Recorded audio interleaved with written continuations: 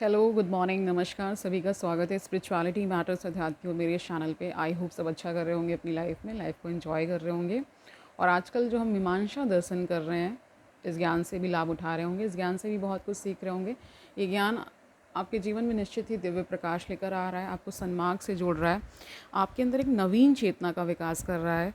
और आप बहुत कुछ जान पा रहे हैं कि इस ज्ञान का प्रयोग करके आप अपने दैनिक जीवन में क्या बदलाव ला सकते हैं। अच्छे अच्छे गुणों का विकास करना, अध्यात्म से जुड़ना, और लोगों में ये जो धर्म के प्रति जो बहुत सारे गलत फहमियाँ हैं, उनको जब हम स्टडी करते हैं ना, ज्ञान के माध्यम से ही तो ये गलत फहमियाँ दूर होती हैं। ठीक है, तो यही कोशिश है इस चैनल की। और इस चैनल के माध्यम से हम बहुत सारा ज्ञान आप सभी को दे रहे हैं और ख़ुद भी इस ज्ञान से लाभ उठा रहे हैं। क्योंकि कहते हैं ना कि ज्ञान जो होता है वो आदान प्रदान से बढ़ता है। ठीक है, ज्ञान कहीं रुक नहीं जाना चाहिए, किसी तक सीमित नहीं रह जाना चाहिए, उसका प्रचार और प्रसार होना ही चाहिए।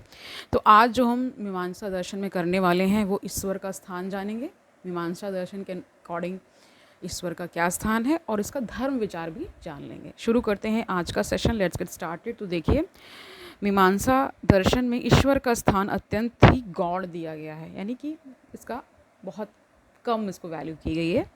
जैमिनी ने ईश्वर का उल्लेख नहीं किया है, जो एक अंतर्यामी और सर्वशक्तिमान हो। संसार की सृष्टि के लिए धर्म और अधर्म का पुरस्कार और दंड देने के लिए ईश्वर को मानना भ्रांति मूलक है। इस प्रकार मीमांसा दर्शन में देवताओं के गुण या धर्म की चर्चा नहीं हुई है। मीमांसा देवताओं को बलि प्रदान के लिए ही कल्पना करती, देवताओं को केवल बलि को ग्रहण करने वाले के रूप में ही माना गया। उनकी उपयोगिता सिर्फ इसलिए है कि उनके नाम पर होम किया जाए। ठीक है, चूँकि मीमांसा दर्शन में अनेक देवताओं को माना गया है, इसलिए मीमांसा को मतलब अनेकेश्वरवादी यानी पॉलीथिस्ट कहा गया है। ठीक है, परंतु सच पूछा जाए तो मीमांसा को अनेकेश्वरवादी कहना भ्रामक है। देवताओं का अस्तित्व केवल वैदिक मंत्रों में ही माना गया है, यानी ये वैदिक मंत्रों तक ही सीमित है। और जो ये कर्म फल का विधान है, यानी कि जो कर्म के अकॉर्डिंग आपको फल मिलता है ना, अच्छा या बुरा, उस तरह से ईश्वर को नहीं कंसीडर कर रहे हैं। क्या कंसीडर कर रहे हैं कि केवल जो हम यज्ञ आदि करते हैं, होम आदि करते हैं, उसमें जो ईश्वर की चर्चा है, या कह सकते हैं उसमें जो ईश्वर की उपयोगिता है, वहीं तक इसको सीमित रखा है। ठीक है, देवताओं का अस्तित्व केवल वैदिक मंत्रों में ही माना गया है, विश्व में उनका कोई महत्वपूर्ण कार्य नहीं है। देवताओं और आत्माओं के बीच का क्या संबंध है, यह भी नहीं स्पष्ट किया गया है। इन देवताओं की स्वतंत्र सत्ता नहीं दी गई है, इन्हें उपासना का विषय भी नहीं माना गया है। कुमारिल और प्रभाकर जगत की सृष्टि और विनाश के लिए ईश्वर की आवश्यकता नहीं महसूस करते हैं।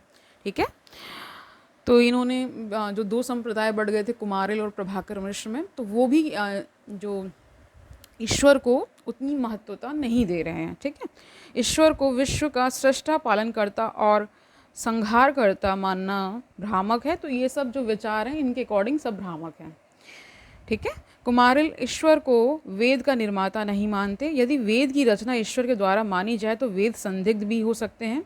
वेद अपौरुषेय हैं, वेद सौ प्रकाश और स्वतः प्रमाण हैं।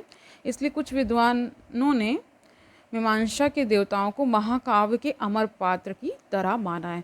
तो देखिए, जो काव्य लिखे गए हैं ना, दो महाकाव्य है ना, तो कहते हैं ना कि उस काल के उनकी जो कैरेक्टर्स हैं, मेन कैरेक्टर्स हैं, मान लीजिए रामायण की हम बात करते हैं तो राम है ना, सीता और उनका जो पूरा कुटुंब है, परिवार है, उसकी पूरी चर्चा है। और इधर उधर चीज़ों की मतलब पूरा केंद्र बिंदु उन्हीं के ऊपर बेस्ड है। मतलब राम और सीता और उनका जो परिवार है उन्हीं पे पूरा बेस्ड है। और महाभारत हम सब जानते हैं, कौरव और पांडवों का। ठीक है, तो इसमें जो कैरेक्टर्स हैं उन तक ही सीमित रह जाता है। ठीक है, उनको एक कैरेक्टर कह रहे हैं कि महाकाव्य के अमर पात्र की तरह ही कंसीडर कर रहे हैं, उनको भगवान नहीं मान रहे हैं। ठीक है, वे आदर्श पुरुष कहे जा सकते हैं। अतः मीमांसा निरीश्वरवादी है, यानी ईश्वर पे उसकी आस्था नहीं है। ठीक है, बाद की मीमांसा के अनुयायियों ने ईश्वर को स्थान दिया। तो ये प्रारंभिक काल, जब ये मीमांसा दर्शन अपने शुरुआती दौर में था, तो तब इस तरह का भाव था। लेकिन बाद में जब बहुत सारे इसमें लोग ऐड होते चले गए, यानी मीमांसा के जो अनुयायी बने, उन्होंने फिर ईश्वर को स्थान दिया। ठीक है, उन्होंने ईश्वर को कर्म फल देने वाला तथा कर्म का संचालक कहा है। तो ये बाद में एडिशन हुआ। ठीक है, प्रोफेसर मैक्स मुलर ने मीमांसा दर्शन को निरीश्वरवादी कहने में आपत्ति की है। तो आपत्ति की गई तो फिर होना ही था। उनका कहना है कि मीमांसा ने ईश्वर के सृष्टि कार्य के विरुद्ध आक्षेप किया है, परंतु इससे यह समझना कि मीमांसा अनिश्वरवादी है गलत है। इसका कारण यह है कि सृष्टि के अभाव में भी ईश्वर को माना जा सकता है। मीमांसा दर्शन वेद पर आधारित है। वेद में ईश्वर का पूर्णतः संकेत है, अतः यह मानना कि मीमांसा अनिश्वरवादी है असंतोषजनक प्रतीत होता है। तो बाद में ईश्वर को स्थान दिया गया और ईश्वर की महत्ता को मतलब उनके उस विचार को जो कह रहे थे कि ईश्वर केवल यज्ञ आदि होम आदि है ना जो हम कर्म कांड करते हैं वहीं तक सीमित है, ऐसा नहीं। क्योंकि वेदों में देखिए दो पार्ट है ना, कर्म कांड और ज्ञान कांड। ज्ञान कांड ही क्या बन जाता है, उपनिषद बन जाता है, वेदांत बन जाता है। ठीक है, बाकी जो कर्म कांड है जिसमें बलि का देखिए बहुत बाद में एडिशन है। ठीक है, मतलब वो किस रेफरेंस में कहा जा रहा है, क्योंकि वेदों को क्रैक करना अपने आप में बहुत बड़ी बात है ना। वो क्या कहना चाह रहे हैं उस स्थिति तक जो इसको पढ़ रहे हैं, है ना, जो उसका एक तरह से भाष्य करना चाह रहे हैं, वो किस लेवल के हैं, ये भी बहुत चीज़ें डिपेंड करती हैं। ठीक है, क्योंकि देखिए जब उसको जिन्होंने लिखा है वो तो है नहीं जीवित, है ना, उसको कोई बताने वाला भी नहीं। कि कई बार क्या होता है कि मैंने भी ये चीज़ देखी है कि मैंने मान लो 5-6 साल पहले कोई कविता लिखी, अब आज मैं कभी कभी मैं खुद भूल जाती हूँ कि किस भाव से लिखी गई थी, मतलब क्योंकि उसके मल्टीपल इंटरप्रिटेशंस हो सकते हैं ना। किसी चीज़ को देखने के बहुत सारे तरीके हो सकते हैं, बहुत सारे अर्थ निकाले जा सकते हैं। ठीक है, इसीलिए देखिए आप श्रीमद् भगवद गीता में भी बहुत सारी टीकाएँ की गई हैं और थोड़ा थोड़ा डिफरेंस करते हुए आपको डिफरेंस ज़रूर मिलता है। ठीक है, कल ही एक श्लोक पे विमर्श चल रहा था, तो उसमें भी कई लोग का कुछ मत होता है तो कई लोगों का कुछ मत हो जाता है। क्योंकि कई बार क्या होता है जो उसका इंटरप्रिटेशन कर रहा होता है वो क्या समझता है, इस पे भी ग्रंथों का क्या इंटरप्रिटेशन होगा डिपेंड करता है। ठीक है, तो बाद में एडिशन हो गया कि नहीं, ईश्वर की सत्ता है, वो कर्म फलदाता है, हमें जो अच्छा बुरा जो भी मिलता है, यानी कि रिवॉर्ड या पनिशमेंट जो भी मिलता है वो ईश्वर ही देता है। ठीक है, अब धर्म विचार इनका जान लेते हैं, मीमांसा दर्शन का, जिसे हम रिलीजन और एथिक्स कह रहे हैं। ठीक है, इसको एक अर्थ में कर्म फल सिद्धांत भी कह रहे हैं। कुछ मीमांसकों के मतानुसार स्वर्ग ही जीवन का चरम लक्ष्य माना गया है। इस विचार के पोषक जैमिनी और शबर हैं। स्वर्ग को दुख से शून्य शुद्ध सुख का स्थान कहा गया है ना। स्वर्ग की प्राप्ति कर्म के द्वारा ही संभव है। अब देखिए स्वर्ग नरक का भी इंटरप्रिटेशन इस तरह किया जाता है। कोई कहता है कि कहीं किसी और लोक में ये मतलब है। बहुत सारे मनीषियों है ना, विद्वत जनों का कहना है कि इसी संसार में स्वर्ग नरक है। अगर आप सुख से शांति से अपना जीवन व्यतीत कर पा रहे हैं तो अभी इसी क्षण आपका स्वर्ग चल रहा है। ठीक है, आप बहुत ज़्यादा टेंशन में हैं, कलह में हैं, क्लेश में हैं, तो नरक चल रहा है आपका। ठीक है, तो ये जो जितने भी आप ग्रंथ पढ़ते हैं, है ना, जितने भी शास्त्र आप पढ़ते हैं, तो उसमें आपको इसीलिए विभिन्न विभिन्न मत मिल जाते हैं और उनका इंटरप्रिटेशन करने वाले भी लोग अलग अलग मिलते हैं। क्योंकि हर किसी का जो ज्ञान है, ज्ञान का अर्जन करने का तरीका, ज्ञान को समझने का तरीका अलग हो जाता है। ठीक है, ठीक है, जैसे कहते हैं ना, मैथमेटिक्स में भी आप देखते होंगे कि 2-3 फॉर्मूलाज लगा के आप आंसर तक पहुंच जाते हैं। तो उसी तरह यहाँ पे भी विभिन्न मार्ग भी बता दिए गए और उनको अगर आप प्रैक्टिस करते करते किसी एक मार्ग पर भी आप चल पड़े तो आपको निश्चित ही आपका लक्ष्य मिल जाता है। चाहे आप कर्मयोग से चलें, चाहे भक्ति योग से चलें, ज्ञान योग से चलें, है ना, चाहे आप केवल मानवता का ही पालन करें, यानी जो मानव तो आपस में हमारा भी तो एक मानव से मानव का भी रिश्ता है ना। हम किसी को तंग ना करें, हम किसी के प्रति कोई ईर्ष्या ना करें, हम उनको उनकी आज़ादी दें, है ना। दूसरे के ऊपर शासन करने के उद्देश्य से ना हम किसी से दोस्ती करें या जो भी है। ठीक है, तो जब हम अच्छे अच्छे गुणों का विकास करते हैं, उनका पालन करते हैं, जान लिया, ज्ञान को जान लिया, फिर उसको जब प्रैक्टिस में लाते हैं तो निश्चित ही क्या होता है, बदलाव होता है, यहाँ से वहाँ बदलाव होता है। यानी जब हम स्वयं बदलते हैं तो हमारा संसार भी बदल जाता है। ठीक है, तो कह रहे हैं कि स्वर्ग को दुख से शून्य शुद्ध सुख का स्थान कहा गया। स्वर्ग की प्राप्ति कर्म के द्वारा ही संभव है। जो स्वर्ग चाहते हैं उन्हें कर्म करना चाहिए। स्वर्ग की प्राप्ति यज्ञ, बलि आदि कर्मों के द्वारा ही संभव है। अब देखिए, आप जब ये समझ रहे हैं कि आपने पढ़ा होगा अपनी हिस्ट्री के चैप्टर्स में पढ़ा होगा कि वैदिक काल था, फिर लेटर वैदिक काल आया, और लेटर वैदिक काल के बाद से ही क्या हुआ कि जो हमारा सनातन धर्म है उसमें बहुत सारी मतलब उसमें बहुत सारे ऐसी चीज़ों का समावेश होने लगा जो कि एक तरह से कह सकते हैं कि अच्छी नहीं थी, है ना। तभी तो बाद में उनका परिमार्जन करने के लिए विभिन्न पंथ और सेक्ट्स का, है ना, यहाँ पे सेक्ट्स SECTS है, ठीक है, संप्रदायों का विकास हुआ है ना, और रिलीजन्स आए। इसमें बौद्ध धर्म, है ना, बहुत विख्यात है क्योंकि यहाँ पे करुणा, है ना, उसको उस पे बल दिया गया कि आप जीवों पर दया करें। ये जो पशु बलि दी जा रही है या स्त्रियों के प्रति जो अत्याचार शुरू हो गया था लेटर वैदिक पीरियड के बाद ही शुरू होता है, यानी वैदिक काल जब समाप्ति की ओर है तब इस तरह के बहुत सारी कुप्रथाएं आ गई, सती आ गई, है ना, बच्चों की जल्दी मतलब बच्चियों की जल्दी मैरिज वगैरह, आपने पढ़ा होगा हिस्ट्री में, मॉडर्न हिस्ट्री का पार्ट है, ठीक है। और बहुत सारी कुरीतियाँ जुड़ती चली गई और इससे क्या हुआ, हमारे ही धर्म का ह्रास होने लगा। और फिर बहुत सारी जब ऐसी चीज़ें हुई तो कोई ना कोई पैगंबर कह लीजिए, कोई ना कोई मैसेंजर ऑफ गॉड या स्वयं भगवान अवतार लेते हैं किसी ना किसी रूप में, ठीक है। तो ये सब चीज़ें होती हैं, हर काल की अपनी एक विशेषता है। जहाँ धर्म की हानि होने लगती है तो भगवान स्वयं जन्म लेते हैं। आप उन्हें पहचान पाएँ या ना पहचान पाएँ, ये आपकी बुद्धि पर है, ठीक है।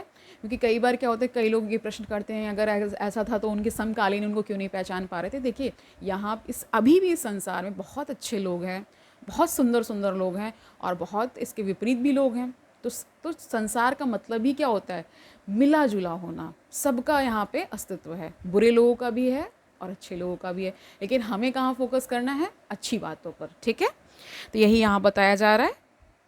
कह रहे कि अब प्रश्न उठता है कि किन किन कर्मों का पालन वांछनीय है, ठीक है। स्वर्ग की प्राप्ति यज्ञ, बलि आदि कर्मों के द्वारा ही संभव है। अब प्रश्न उठता है कि किन किन कर्मों का पालन वांछनीय है। मीमांसा इस प्रश्न का उत्तर देते हुए कहती है कि उन्हीं कर्मों का पालन आवश्यक है जो धर्म के अनुकूल हैं। अब धर्म के अनुकूल तो बता दिया, अब धर्म क्या है ये भी आपको पता होना चाहिए, है ना। धर्म देखिए, सिंपल डेफिनेशन समझ लीजिए, बहुत ही उसमें क्या है, जो आपको स्वीकार्य नहीं है, मतलब जैसा व्यवहार आप अपने प्रति नहीं चाहते हैं तो आप दूसरों के प्रति कैसे करेंगे, ठीक है।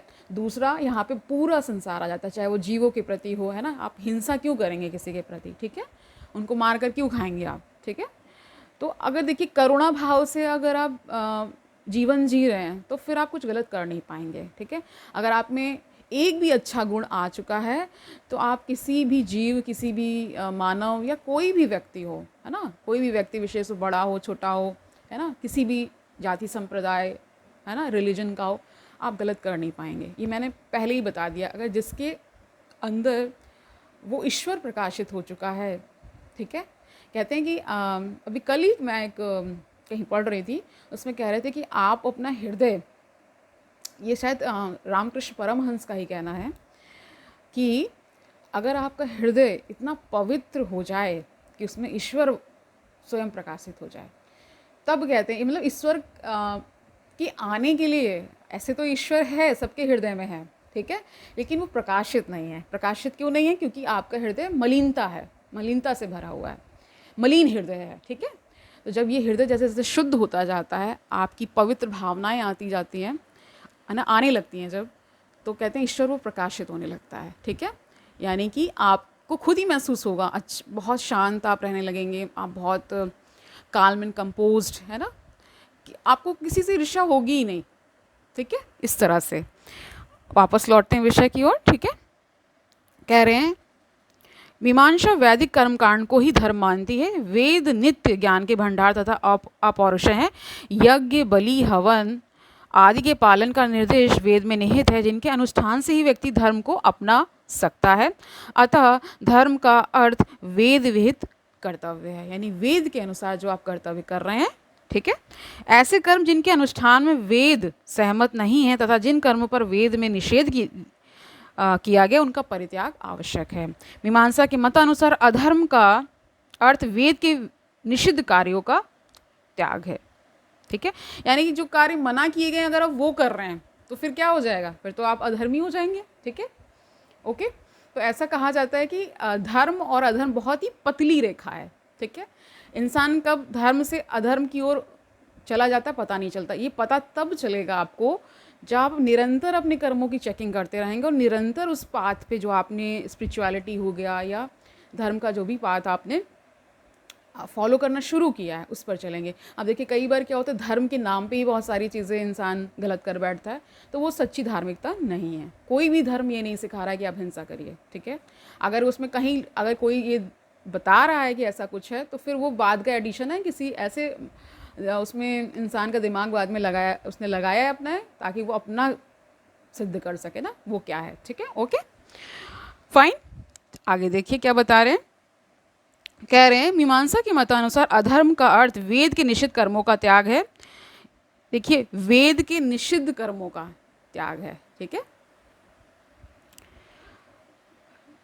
मीमांसा के अनुसार अधर्म का अर्थ वेद के निषिद्ध कर्मों का त्याग है, यानी जो मना किया गया उसको आप त्याग कर रहे हैं, यानी उसको इसका नेगेटिव सेंस में ही बता रहे हैं, लेकिन पॉजिटिवली आप जब लेते हैं तो उसका मतलब है कि आपको निषिद्ध कार्यों को नहीं करना है, ठीक है। ओके, इस प्रकार कर्तव्यता और अकर्तव्यता का आधार वैदिक वाक्य है। उत्तम जीवन वह है जिसमें वेद के आदेशों का पालन होता है। मीमांसा दर्शन में कर्म पर अत्यधिक जोर दिया गया है। कर्म पर मीमांसकों ने इतना महत्व दिया है कि ईश्वर का स्थान गौण हो गया है। ईश्वर के गुणों का वर्णन मीमांसा में अप्राप्य है। यदि मीमांसा ईश्वर की सत्ता को मानती है तो इसलिए कि उनके नाम पर होम किया जाता है। मीमांसकों के अनुसार कर्म का उद्देश्य देवता की को संतुष्ट करना है, ठीक है। तो आप जैसे मैंने आई थिंक मैंने नियर अबाउट हो गया होगा 2.5 ईयर्स हो गया होगा, मैंने ऋग्वेद शुरुआत की थी पढ़ने की। तो जो पढ़ते हुए ये समझ में आ गया था कि इसमें गुरु की आवश्यकता है, ठीक है। क्योंकि जब तक आप बेसिक्स नहीं कर लेंगे तो आपको वेद और उनके जो पढ़ने को तो आप कुछ भी पढ़ सकते हैं लेकिन आपको समझ नहीं आएगा, ठीक है। तो उसके लिए पहले कुछ ऐसी किताबें, ऐसे ग्रंथों का अध्ययन करना चाहिए जहाँ पे सरल शब्दों में चीज़ों को बताया गया है। अब मान लीजिए वहाँ पे बहुत सारा मतलब यज्ञ आदि के बारे में बताया गया है और क्या क्या कैसे देवताओं की बहुत सारी चर्चा है वहाँ पे, है ना, ये तो आपने जाना ही होगा। तो ये कहीं ना कहीं अगर आप देखेंगे तो पहले ऐसे ग्रंथों की शुरुआत वहाँ से शुरुआत करनी चाहिए जो हमारे धर्म में मतलब बेसिक्स बताए गए हैं। जैसे कि आपको श्रीमद् भगवत गीता पढ़नी चाहिए, है ना, वो कर लेते हैं, देन अष्टावक्र पे आ जाइए। इसी तरह जो अन्य ग्रंथ हैं जिसमें गूढ़ ज्ञान आप जान पाएंगे, धीरे धीरे इससे ही आपको क्लैरिटी आती जाएगी, ठीक है। तो पहले ही ऐसे ग्रंथों को नहीं ले लेना है जो कि बहुत क्लिष्ट हैं, ठीक है। हमेशा बेसिक्स से शुरुआत करनी है। ओके, आगे जानते हैं। कह रहे हैं यदि मीमांसा ईश्वर की सत्ता को मानती है तो इसलिए कि उनके नाम पर होम किया जाता है ना। मीमांसकों के अनुसार कर्म का उद्देश्य देवता को संतुष्ट करना नहीं है अपितु आत्मा की शुद्धि है। यहाँ पर मीमांसा वैदिक युग की परंपरा का उल्लंघन करती है। वैदिक युग में इंद्र, वरुण, सूर्य, अग्नि, है ना, आदि देवताओं को संतुष्ट करने के लिए यज्ञ किए जाते थे। यज्ञ के द्वारा देवताओं को प्रभावित करने का प्रयास किया जाता था ताकि वे इष्ट साधन अथवा अनिष्ट निवारण करें। मीमांसा इसके विपरीत यज्ञ को वेद का आदेश मानकर, है ना, करने की सलाह देती है। वेद में अनेक प्रकार के कर्मों की चर्चा हुई है। वेद की मान्यता को स्वीकार करते हुए मीमांसा बतलाती है कि किन किन कर्मों का पालन तथा किन किन कर्मों का परित्याग करना चाहिए। तो पहले बता रहे हैं नित्य, है ना। नित्य कर्म क्या है? नित्य कर्म वे कर्म हैं जिन्हें प्रत्येक दिन व्यक्ति को करना ही पड़ता है। ऐसे कर्मों का उदाहरण ध्यान, स्नान, संध्या, पूजन आदि कर्म हैं। दैनिक प्रार्थना में भी नित्य कर्म है। क्या दैनिक प्रार्थना को भी नित्य कर्म बता रहे हैं। प्रत्येक व्यक्ति को प्रातःकाल और संध्या काल प्रार्थना करना अनिवार्य है। इन कर्मों के करने से पुण्य संचय नहीं होता, परंतु इनके नहीं करने से पाप का उदय होता है। अब देखिए दूसरा बता रहे हैं नैमित्तिक कर्म, नैमित्तिक कर्म उन कर्मों को कहा जाता है जो विशेष अवसरों पर किए जाते हैं, जैसे चंद्र ग्रहण अथवा सूर्य ग्रहण के समय गंगा नदी में स्नान करना नैमित्तिक कर्म का उदाहरण है। ठीक है, इसके अतिरिक्त जन्म, मृत्यु और विवाह के समय किए गए कर्म भी नैमित्तिक कर्म के उदाहरण हैं। इस कर्म के करने से विशेष लाभ नहीं होता, परंतु यदि इन्हें नहीं किया जाए तो पाप संचय होता है। तीसरा बता रहे हैं काम्य कर्म। ऐसे ये कौन से कर्म है? ऐसे कर्म जो निश्चित फल की प्राप्ति के उद्देश्य से किए जाते हैं। काम्य कर्म यानी कहलाते हैं, जैसे पुत्र प्राप्ति के लिए ना, मैंने ये पहले भी बताया है, धन प्राप्ति के लिए, ग्रह शांति के लिए आदि के लिए जो यज्ञ, हवन, बलि तथा अन्य कर्म किए जाते हैं, काम्य कर्म के उदाहरण हैं। प्राचीन मीमांसकों का कहना है कि स्वर्ग कामो यजेत, है ना, जो स्वर्ग चाहता है वह यज्ञ करे। स्वर्ग प्राप्ति के लिए किए जाने वाले कर्म काम्य कर्म में समाविष्ट हैं।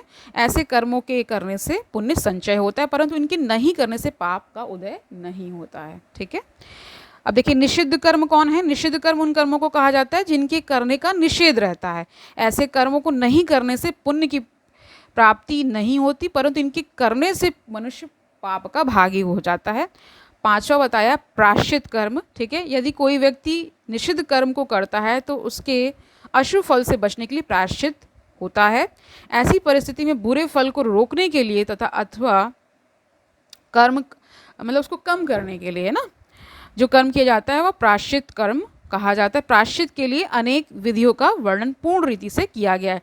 तो देखिए यहाँ पे 5 प्रकार के कर्म बता दिए गए हैं। ठीक है, पहला बताया नित्य कर्म, जो आप रोजमर्रा में की ज़िंदगी में कर रहे हैं, पूजा पाठ कर रहे हैं, संध्या वंदन कर रहे हैं, सुबह की प्रातःकाल की पूजा कर रहे हैं। ठीक है, नैमित्तिक कर्म समझ गए हैं। ठीक है, जो जैसे कुछ अवसरों पे किया जाता है, जैसे चंद्र ग्रहण है या कोई विशेष तिथि है तो आप गंगा स्नान कर रहे हैं। ठीक है, तीसरा है काम्य कर्म, किसी इच्छा को लेकर के चलना, यानी मान लीजिए पुत्र प्राप्ति करनी, धन की प्राप्ति करनी, ग्रह आपको शांत करना है तो उनके लिए जो कर्म किए जाते हैं, यज्ञ आदि किया जाता है। चौथा निषिद्ध कर्म है जिनको आपको नहीं करना है, और पांचवा प्रायश्चित। ठीक है, तो आज के लिए इतना ही रखते हैं। आई होप आज का सेशन आपके लिए अच्छा रहा होगा। आपने समझ लिया कि मीमांसा दर्शन स्टार्टिंग में ईश्वर को नहीं मान रहा, लेकिन बाद में जो मीमांसक आए उन्होंने ईश्वर को कर्म फलदाता बताया। ठीक है, क्योंकि वहीं से जो आप कर्म कर रहे हैं उन्हीं के द्वारा सारा संचालन हो रहा है, यानी आप कर्म भी कर पा रहे हैं। तो कई विद्वान जन कहते हैं कि वो भी जो आपको अधिकार मिला है वो ईश्वर नहीं दिया है। ठीक है, श्रीमद् भगवद गीता में भी भगवान कहते हैं कि मैं आपके कर्मों में हस्तक्षेप नहीं करता, आपको जो करना है करिए, उसके अकॉर्डिंग आपको बस फल मिलता है। ठीक है, तो अगर सिद्धांत आप ठीक से पकड़कर अपने जीवन में उतार लेंगे तो निश्चित ही जीवन परिवर्तित होने वाला है। ठीक है, हम बहुत सारी बुराइयों से बच जाएंगे, खुद को बचा लेंगे। ठीक है, तो आज के लिए इतना ही रखते हैं, कल मिलते हैं। तब तक आनंद से रहिए, सुखपूर्वक अपना जीवन व्यतीत करिए, दूसरों को सुखी करिए, और ये भी याद रखिए कि मीमांसा दर्शन अपने आप में एक अनूठा दर्शन है ना। और बहुत सारा जो इसमें कर्म कांड जो बताया गया है वो वेदों से ही आता है। ठीक है, क्योंकि ये वेद पर आश्रित है। ठीक है, इनका पूरा दर्शन वेद पर आश्रित है, और वेद का बहुत बड़ा पार्ट कर्मकांड पर बेस्ड है। ठीक है, कर्मकांड की वहाँ शिक्षा दी गई है, कैसे करना है, यज्ञ आदि कैसे करना है, किसको करना है। ठीक है, ये सारी चीज़ें। कल मिलते हैं, तब तक के लिए हरिओम तत्सत।